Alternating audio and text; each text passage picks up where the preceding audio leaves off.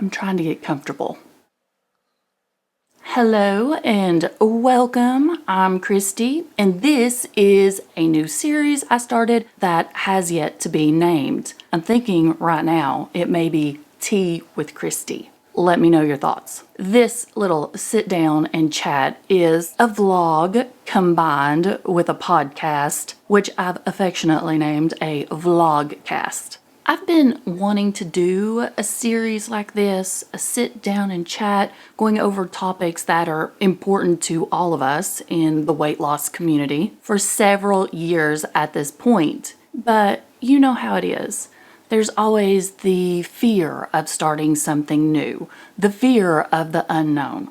What if nobody likes it? What if nobody wants to watch? What if I look stupid? Then I decided to take some of my own advice and just give it a shot.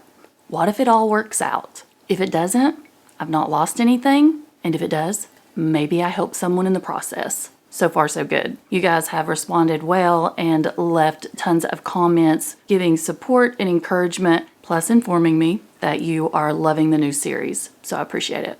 If somehow you managed to miss the first two, I will link the playlist for you up in the cards and down in the description box. That way you'll have an opportunity to get caught up. Get you something to drink, sit back and relax, because today I want to go over a few topics that hit me right here.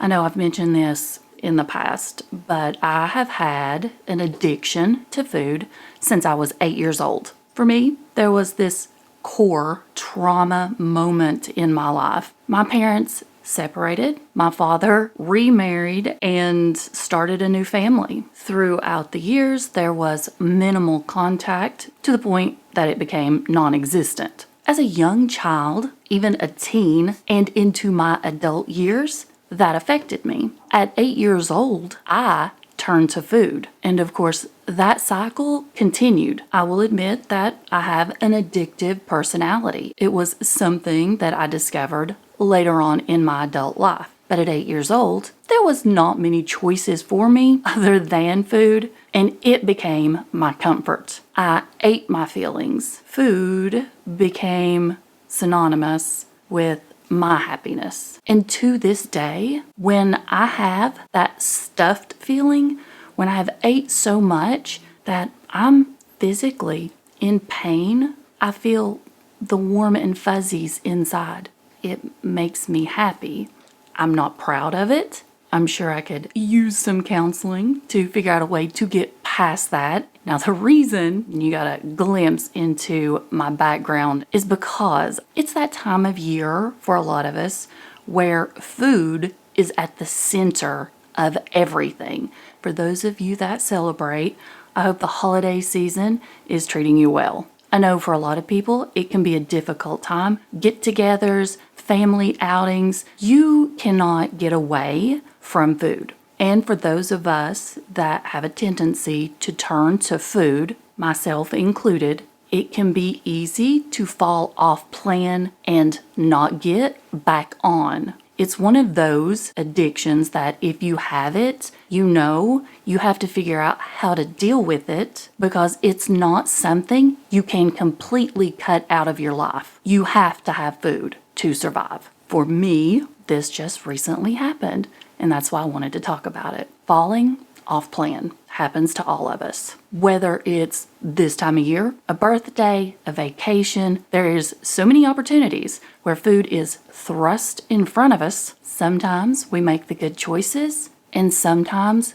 we don't. Again, from experience and decades of trying to lose weight, this is always the time of year from Halloween until the very first day of January where I would fall off plan, and it would just be this vicious cycle of me trying to start back up, falling off plan, consuming every food not nailed down, feeling guilty, going to bed at night saying, okay, tomorrow's a new day. But it was always Groundhog Day. Every day was exactly the same. So if you have had issues, if you've fallen off plan and you've had a hard time starting over, here's what I wish I would have known. Number one, do not beat yourself up. None of that negative self-talk. This was just a bump in the road. It's not the end of the world. Just because you're not following those rules that other people have set for the lifestyle or diet that you're following doesn't mean you're a failure. No one is perfect.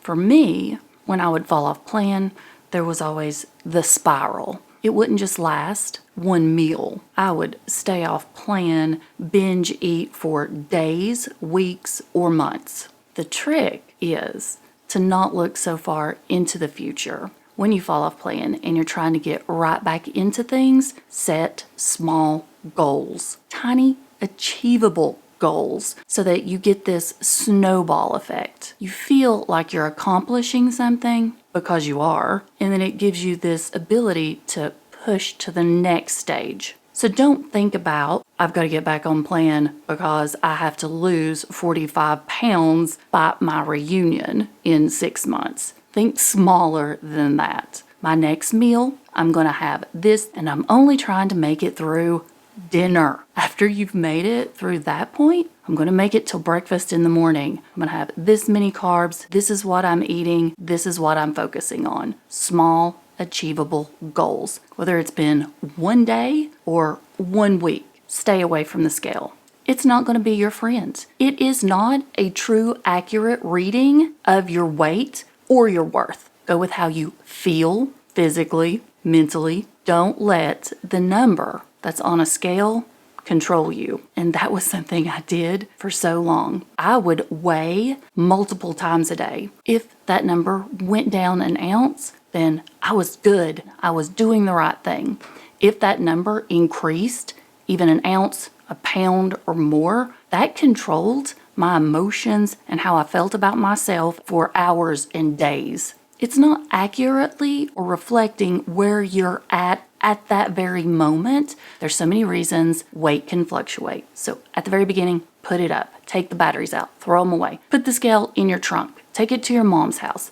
Just get it out of your line of sight if it's something you have a tendency to focus on. Something else that I have found to be helpful is being able to connect with others, being able to vent or get advice, finding a group of people that understand what you're going through and that they won't judge you for it. I've joined multiple groups on Facebook, and I even have one, All Things Keto with Kristi. It's always in the description box. If you want to go over there, we would love to have you. I don't welcome keto police. I want it to be a safe place for people to come and express themselves without fear of being judged. We don't have to go through this alone. And when it comes to weight loss, it's about sustainability. It's about finding what works for you. It's not about how many times you fail. It's about how many times you get back up. It's about not giving up. And that advice is not just for weight loss. Well, I'm out of tea, so I guess that means we're done with tea with Kristi for the day. For those of you that noticed this, I mentioned it in a previous What I Eat in a Day video. I wrecked my car, and now I have a chemical burn from the airbag. If this is something that's weighing on your old noggin and you have to have more information, I'll link that video for you guys. What I Eat in a Day, keto, low carb, diabetic friendly edition with a car wreck. Since this video is long enough, I'm going to go ahead and end it here. I just want you to know that I am on your side. No matter which lifestyle you choose and which way you choose to pursue it, whether it's modified keto, carnivore, Weight Watchers, Mediterranean, you have to find what works for you, and I'm not going to judge you for the way that you go about that. Life is short. Don't waste it. Make every minute count, and don't feel bad about what you're doing. We are all here for a reason. If you doubt that, let me give you this statistic. Scientists have actually sit down and came up with the probability of your existence. We never really think about those kinds of things, but the odds of you being born are so small, 1 in 400 trillion. That's hard to wrap your mind around, so you're here for a reason. We'll figure it out. You've got this. I love you. I'll see you in the next video.